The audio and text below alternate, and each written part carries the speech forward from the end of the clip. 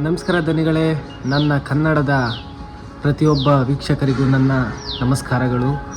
ನನ್ನ ಧನಿಗಳಾದಂತಹ ನೀವು ನನ್ನ ವಿಡಿಯೋಗೆ ಪ್ರೋತ್ಸಾಹ ಕೊಡ್ತಿರೋದು ನನಗೆ ಬಹಳ ಖುಷಿ ಆಗ್ತಿದೆ ಇವತ್ತು. ಹಾಗಾಗಿ ನಾನು ಇನ್ನೊಂದು ಪ್ರತಿಯೊಬ್ಬರು ಕೂಡ ಓದುವಾಗ ಕೈ ಮುಗಿಯುವಂತಹ ನಮ್ಮ ಶಾರದೆಯ ದೇವಸ್ಥಾನವನ್ನು ತೋರ್ಸಕ್ಕೆ ಹೋಗ್ತಾಯಿದ್ದೀನಿ. ಅದು ಬೇರೆ ಯಾವುದೂ ಅಲ್ಲ, ಶೃಂಗೇರಿಯ ಶಾರದಾ ಮಾತೆ.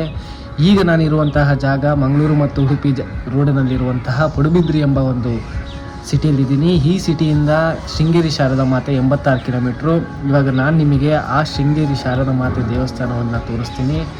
ಪ್ರತಿಯೊಬ್ಬರು ಕೂಡ ಈ ವಿಡಿಯೋನ ಪೂರ್ತಿಯಾಗಿ ನೋಡಿ ಅಂತ ನಿಮ್ಮಲ್ಲಿ ನಾನು ಕಳಕಳಿಯಾಗಿ ಕೇಳ್ಕೊತೀನಿ.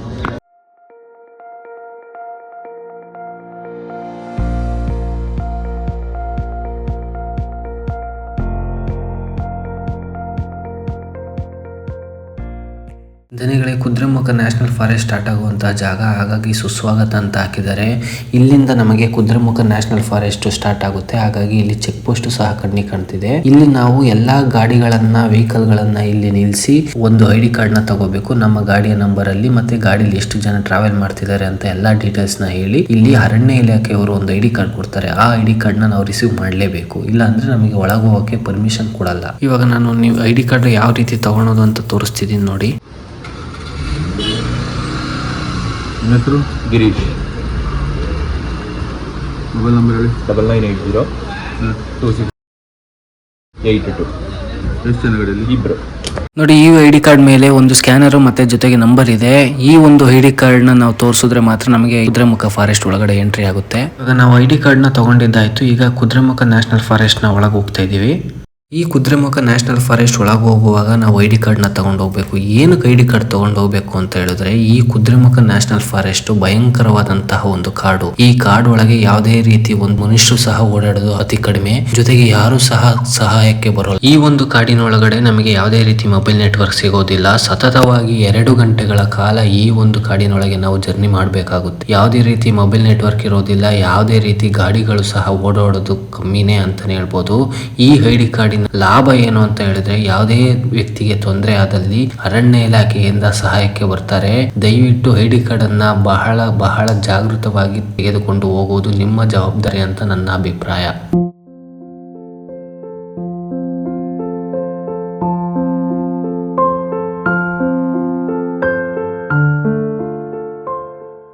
ಕಾಡಿನ ಮಧ್ಯದಲ್ಲಿ ಸ್ಥಾಪನೆ ಆಗಿರುವಂತಹ ಗಣೇಶನ ದೇವಸ್ಥಾನವನ್ನು ನಾನು ತೋರಿಸ್ತಾ ಇದ್ದೀನಿ. ಈ ಗಣೇಶನ ಹೆಸರು ಶಕ್ತಿ ಗಣಪತಿ.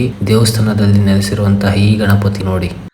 ಧನಿಗಳೇ, ಈ ಕುದುರೆಮುಖ ನ್ಯಾಷನಲ್ ಫಾರೆಸ್ಟ್ ಅಲ್ಲಿ ನಾನು ಜರ್ನಿ ಮಾಡುವಾಗ ಈ ಕುದುರೆಮುಖ ಬಗ್ಗೆ ನಾನು ಖಂಡಿತವಾಗಿ ಹೇಳುವಂತಹ ಮಾತುಗಳಿವೆ. ಈ ಕುದುರೆಮುಖ ಬಹಳ ಪ್ರಸಿದ್ಧವಾದ ತಾಣಗಳಲ್ಲಿ ಒಂದಾಗಿದೆ. 34 ಬಯೋಲಾಜಿಕಲ್ ಹಾಟ್ಸ್ಪಾಟ್ ಅಲ್ಲಿ ಕುದುರೆಮುಖನು ಸಹ ಒಂದಾಗಿದೆ. ವರ್ಲ್ಡ್ ಹೆರಿಟೇಜ್ ಸೈಟ್ ನಲ್ಲಿರುವಂತಹ ಕುದುರೆಮುಖ ಫಾರೆಸ್ಟ್ ಇದಾಗಿದೆ. ಜೊತೆಗೆ ಇಲ್ಲಿ ಬಹಳ ಸಂಪತ್ತಿನಿಂದ ಕೂಡಿರುವಂತಹ ಕಾಡು ಕುದುರೆಮುಖ. ಜೊತೆಗೆ ಇಲ್ಲಿ ಉಕ್ಕಿನ ಕಣಜಗಳು ಬಹಳ ಕಂಡು ಬರುವಂತಹ ಜಾಗ.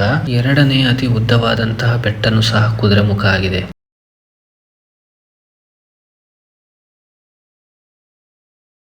ಧನಿಗಳೇ, ರೋಡಲ್ಲಿ ಹೋಗುವಾಗ ಈ ನದಿ ನನಗೆ ಕಣ್ಣಿಗೆ ಕಾಣ್ತು. ಹಾಗಾಗಿ ಈ ನದಿಯನ್ನು ನೋಡೋಣ ಅಂತ ಬಂದಿದ್ದೀನಿ. ಈ ನದಿ ಯಾವುದೂ ಅಲ್ಲ, ತುಂಗಾ ನದಿ. ಈ ತುಂಗಾ ನದಿ ಶೃಂಗೇರಿಯಲ್ಲೂ ಸಹ ಹರಿಯುತ್ತೆ. ನಾನು ಮತ್ತೆ ಈ ನದಿಯನ್ನು ಶೃಂಗೇರಿಯಲ್ಲಿ ನಿಮಗೆ ಮತ್ತೆ ತೋರಿಸ್ತೀನಿ.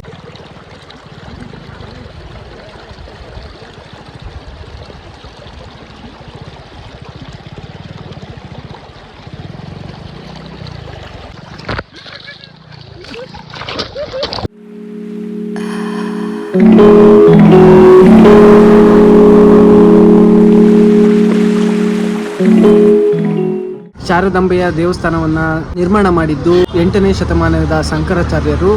ಇವರು ಅದ್ವೈತ ಸಿದ್ಧಾಂತ ಬೋಧಕರಾಗಿದ್ದು ಆತ್ಮ ಮತ್ತು ಪರಮಾತ್ಮ ಒಂದೇ ಎಂದು ಪ್ರತಿಪಾದಿಸಿದವರು.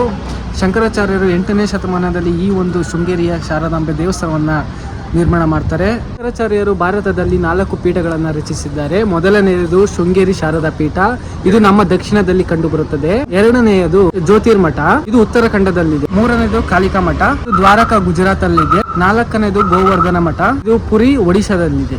ಈ ಶಾರದಾಂಬೆಯ ದೇವಸ್ಥಾನದ ಒಳಗಡೆ ನಾನು ನಿಮಗೆ ಎಲ್ಲ ತೋರಿಸ್ತೀನಿ. ತಡ ಮಾಡದೆ ದೇವಸ್ಥಾನದ ಒಳಗಡೆ ಇವಾಗ ನಾವು ಹೋಗೋಣ ಬನ್ನಿ.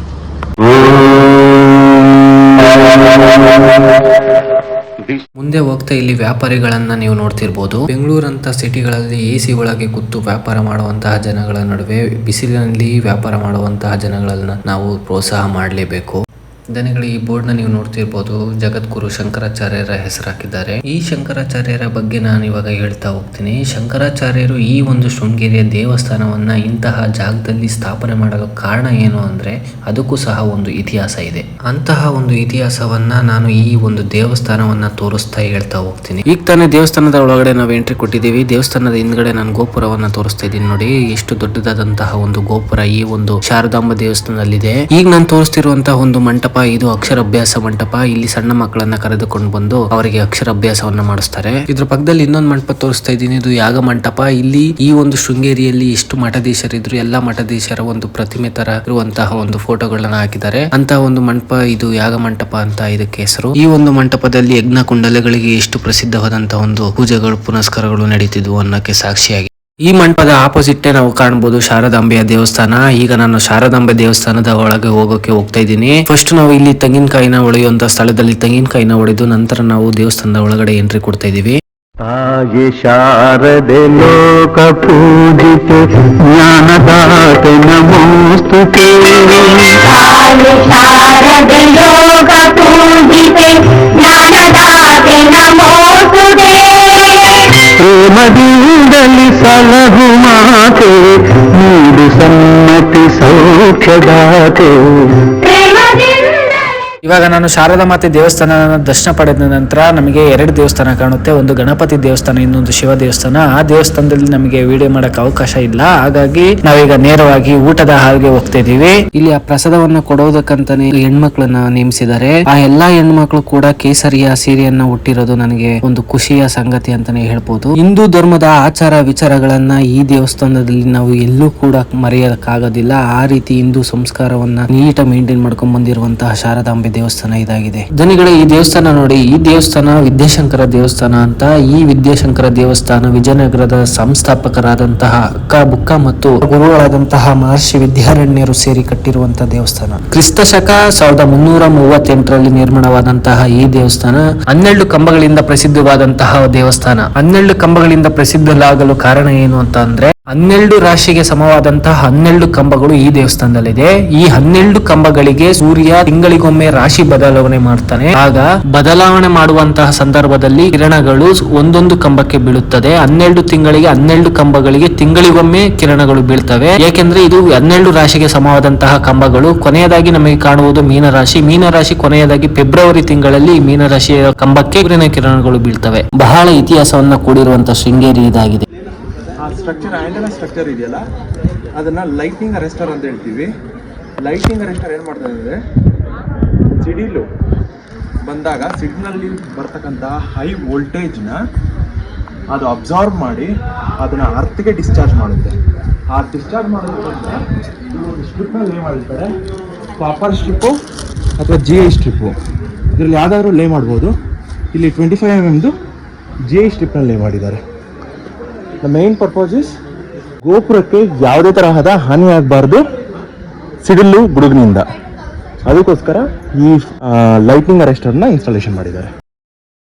ಈ ಗೋಪುರ ಸಿಡಿಲಿನಿಂದ ಯಾವುದೇ ರೀತಿ ತೊಂದರೆಗೆ ಒಳಗಾಗಬಾರ್ದು ಅಂತ ಹೇಳಿ ಲೈಟಿಂಗ್ ಅರೆಸ್ಟಿಂಗ್ ಹಾಕಿದ್ದಾರೆ. ಲೈಟಿಂಗ್ ಅರೆಸ್ಟಿಂಗ್ ಏನ್ ಮಾಡುತ್ತೆ ಅಂತ ಹೇಳಿದ್ರೆ, ಸಿಡಿಲಿನಿಂದ ಬರುವಂತಹ ಶಾಖವನ್ನ ಡೈರೆಕ್ಟ್ ಆಗಿ ಭೂಮಿಗೆ ಬಿಡುವಂತಹ ಕೆಲಸವನ್ನ ಈ ಒಂದು ಲೈಟಿಂಗ್ ಅರೆಸ್ಟಿಂಗ್ ಮಾಡುತ್ತೆ. ಬಹಳ ಪ್ರಸಿದ್ಧವಾದಂತಹ ಶೃಂಗೇರಿಯ ನಿರ್ಮಾಣಕ್ಕೆ ಕಾರಣವಾದ ಇತಿಹಾಸವನ್ನ ನಾನು ನಿಮಗೆ ಹೇಳಕ್ ಹೋಗ್ತಾ ಇದ್ದೀನಿ. ಒಮ್ಮೆ ಶಂಕರಾಚಾರ್ಯರು ದಿಗ್ವಿಜಯಗೊಂಡಿರ್ತಾರೆ. ಆಗ ಅವರ ಶಿಷ್ಯರೊಡನೆ ಶೃಂಗೇರಿಗೆ ಬರ್ತಾರೆ. ಬರುವಂತ ದಾರಿಯಲ್ಲಿ ತುಂಗಾ ನದಿಯ ದಡದಲ್ಲಿ ಬಿಸಿಲಿನಿಂದ ಬಳಲುತ್ತಿರುವಂತಹ ಕಪ್ಪೆಗೆ ಹಾವು ತನ್ನ ಹೆಡೆಯಿಂದ ನೆರಳನ್ನ ಕೊಡುತ್ತಿರುವಂತಹ ದೃಶ್ಯವನ್ನ ಶಂಕರಾಚಾರ್ಯರು ನೋಡ್ತಾರೆ. ಆಗ ಶತ್ರುಗಳೇ ಪರಸ್ಪರ ಮಿತ್ರರಾಗಿರುವಂತಹ ಇಂತಹ ಜಾಗವನ್ನ ನಾನು ಮೊದಲ ಪೀಠವನ್ನಾಗಿ ಮಾಡ್ತೇನೆ ಅಂತ ಹೇಳಿ ಶೃಂಗೇರಿಯ ಶಾರದಾಂಬೆಯ ದೇವಸ್ಥಾನವನ್ನ ಈ ಒಂದು ಜಾಗದಲ್ಲಿ ನಿರ್ಮಾಣ ಮಾಡ್ತಾರೆ. ಇಷ್ಟೆಲ್ಲಾ ಇತಿಹಾಸಕ್ಕೆ ಕಾರಣವಾದಂತಹ ಒಂದು ಮಹತ್ವಪೂರ್ಣ ಜಾಗವನ್ನ ನಾನು ನಿಮಗೆ ತೋರಿಸ್ತಾ ಇದ್ದೀನಿ.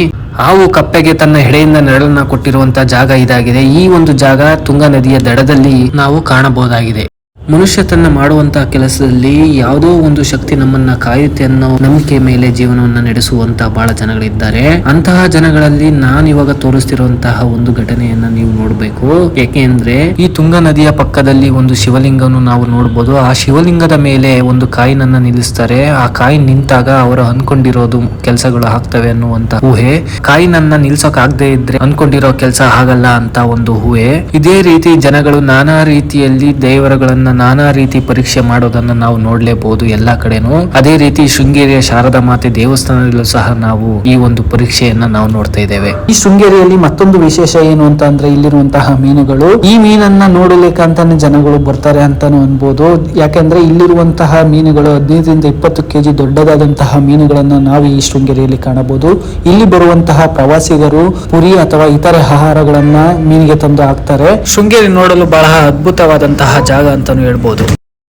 ಒಂದು ಶೃಂಗೇರಿಯನ್ನ ನಾನು ಪೂರ್ತಿಯಾಗಿ ನಿಮಗೆ ತೋರಿಸಿದ್ದೀನಿ. ಶೃಂಗೇರಿಯ ಶಾರದಾ ಮಾತೆ ಮತ್ತೆ ಅಲ್ಲಿರುವಂತಹ ಫೇಮಸ್ ಆದಂತಹ ಜಾಗಗಳನ್ನ ನಾನು ತೋರಿಸಿದ್ದೀನಿ.